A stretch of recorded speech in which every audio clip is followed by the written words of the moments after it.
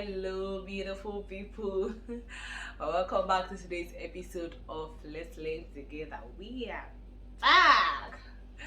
Okay, so it feels so good to be back, really. So, in this episode of Let's Learn Together, I'm going to be discussing what I call foundational patterns, and basically, yeah, it could be foundational evil patterns, if it could be good, foundational patterns, but basically I can say that foundational or family patterns, I can call it either of the two. But the basic thing is how to deal with it and how to curb it, and how to be sensitive to your foundation. If if there's a pattern like or should I say something like father like son pattern in your own family, it's something you have to deal with basically. And I'm gonna just discuss a few things with regards to that. And what actually prompted this was because I had a conversation with somebody, and this person mentioned that she's noticed a few years ago that this is a pattern in their house and in their family, and she still made the same mistake. Now, listen, I'm not saying everybody has an evil pattern in their foundation, or everybody's foundation is faulty. But if you happen to come from a family, or you know for sure that your foundation, there's a particular pattern in your foundation that is not really pleasant, I'd advise you start. If it is not affecting you yet, if it has not started manifesting in your life, then take this message as vaccination, right? But if it has started manifesting in your life, or you're beginning to see the trace of probably limitations or poverty, or certain things, then take this as a cure, right? Take this message as a cure. Now, the first thing I'm going to talk about now is collective captivity. Yes, people would say that after all, it was my grandparents that did this mistake, or it was people that I did not even know, that did this mistake. So because I'm in Christ, this thing cannot affect me. Now I'm going to tell you something. Giving your life to Christ, being a believer, being a born again, is just the first step to it. It's just like how do I put it? Like a playground, preschool. If you have a great destiny, a great glory, a beautiful destiny, definitely you have to deal with your foundation. You have to deal with certain things. Now, if you say, no, I was not the one who committed all of those things, I'm not supposed to be affected by these things. Yes, it's possible for you not to be affected, but it's not by folding your hands and saying, I'm not going to be affected. Yes, having faith is good. I mean, it's major, it's key. You can't do without faith. It's impossible for you to please God. But still, you have your own part and your own role to play. Now, there's something I call collective captivities. Like collective captivity. In the book of Jeremiah 50 verse 33, it says here that thus hear the Lord of hosts, the children of Israel and the children of Judah were oppressed together, and all that took them captives held them fast. They refused to let them go. Right? So if you want to say that, after all, my grandparents committed this thing, or I want you to remember something, that there's something called collective captivity, because you have the same blood, you share the same blood. So far you come from that bloodline, it becomes a collective captivity. Like you just heard me read, I just read Jeremiah 50:33. The children of Israel and the children of Judah were oppressed together, and all that took them captives held them fast. They refused to let them go. Now, there's a good part.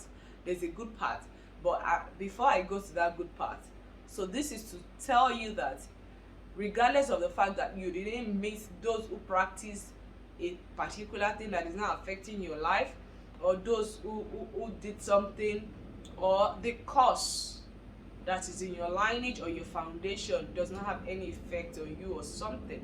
Believe me, there are a lot of people that certain things don't have effect on, But also remember that certain people have prayed for them. So don't compare yourself that, okay, so person after all came from this place, and how come this person was not affected. Remember, always remember that we enjoy God's grace in different forms and different dimensions. So basically, what I'm trying to say here is, it could be a curse. A curse can, can because it's a lawful captivity, can keep you, bound. And the collective captivity in a way can also, you can be included. But what are the things you need to do when you begin to notice all these patterns in your family? Don't wait for it to affect you. That's if it has not affected you yet, or it's not manifesting in your life yet. Don't wait till it manifests before you start to do something. See this as vaccination. Tackle it before it gets to you. Or should you say that, okay, this thing is, I'm beginning to see the trace, then start doing something as well and see it as a cure, right? So you just have to do something. Not doing anything at all, it's not nice, because hey, spiritual ignorance is a disaster. You tackle it physically, you tackle it spiritually. And why I'm basically or majorly talking about the spiritual part is because the spiritual controls the physical. Now back to collective captivity. This all this like father like son pattern, okay, probably there's poverty and all. The physical part that you can use to tackle it is, that there's a principle that says, or God has said, give and it shall be given unto you. And that in your lineage, or in your foundation, in your family, the problem you're facing is poverty. Then you have to be very intentional about giving. You have to give intentionally. Those things that can pull God's hands to bless you, you have to do them. Now there's another saying that says, when principality is at work, principles will not work. It's not that God is not going to bless you. God has promised that if you give, it shall be given unto you. It's one thing for God to bless you. It's another thing for you to be able to do something tangible with those blessings.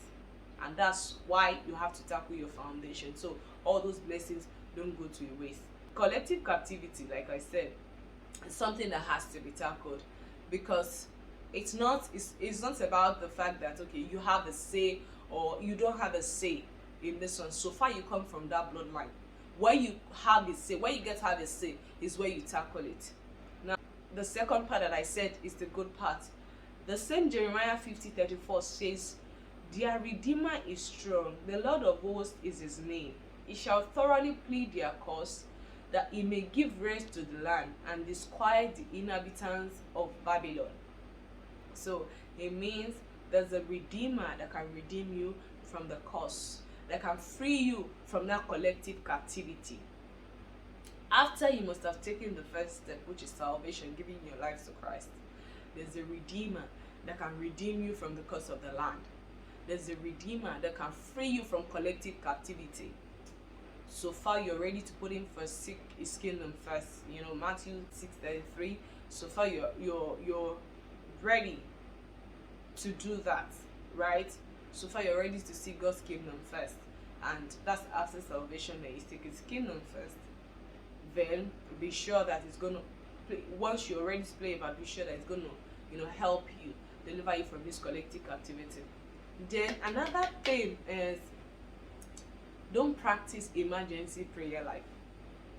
If you know that the kind of family you come from, the kind of foundation you come from is faulty, and you want to be free, you don't want to carry on the same pattern, do not practice emergency prayer life. Don't wait till that problem comes before you start praying, because that's just, you're looking for a cure. But rather vaccinate yourself ahead of the manifestation of the problem in your life. So when it comes to foundational evil pattern, be very intentional about it. You know that this family you come from, you don't get married. People just get pregnant and that's it. And at the end of the day, probably have babies with multiple men, you get. Or the family you come from, you don't settle for one woman. You have, a few women have to give birth to children for you. Then you need to be intentional about it. It's a choice. It can be a choice. You can be intentional about it. This pattern this particular way, I don't want to carry on this way, I don't want to carry on this pattern. Then become intentional about it. You see all the red flags, you see all those things coming. Yes, sometimes we say that grace of God is sufficient for us, but yes, the grace is being made available, so you have a choice, you have a say in the matter. If that's not the kind of life you want to live, run away. The major problem we face here is we try to resist, we resist it, and we try to resist it, and at the end of the day we fall in the same ditch. What you should do is not resist it. What you should do is flee from it. If you are seeing the trace of the pattern, flee from it. Don't try to resist it. Flee from it and start praying, so you don't make the same mistake, or you don't have a carryover of the same problem or the same foundation. So we youth of nowadays, I would urge us to pay attention to our foundation.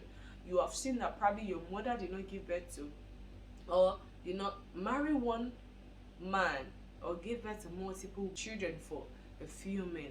Then you have to be intentional about who you marry, or who you settle down with, or who you decide to have children with.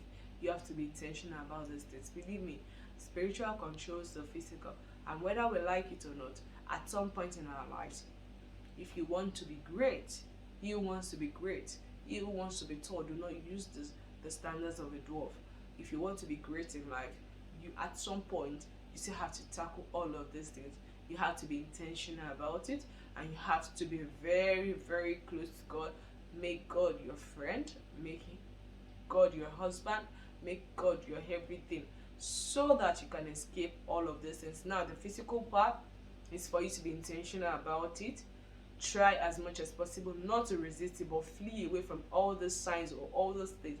Flee from them and move closer to God, so He can direct you, He can guide you, He can help you. You know that it's hard for you to, prosper or have a major breakthrough in your lineage or in your family. You see a breakthrough coming, or you pray for a breakthrough and it's about to manifest, keep it to yourself until it manifests. So be intentional about certain things, work on yourself too, and then deal with it in the spiritual form. So I hope this message has blessed our lives, and I pray that God will continue to uphold us and give us the understanding and the wisdom we need to, we need wisdom to, we need application of wisdom to conquer all of these things, and we need to understand what we are dealing with. So that's what I have come to share with us today. Thank you so much for listening. God bless you. Bye.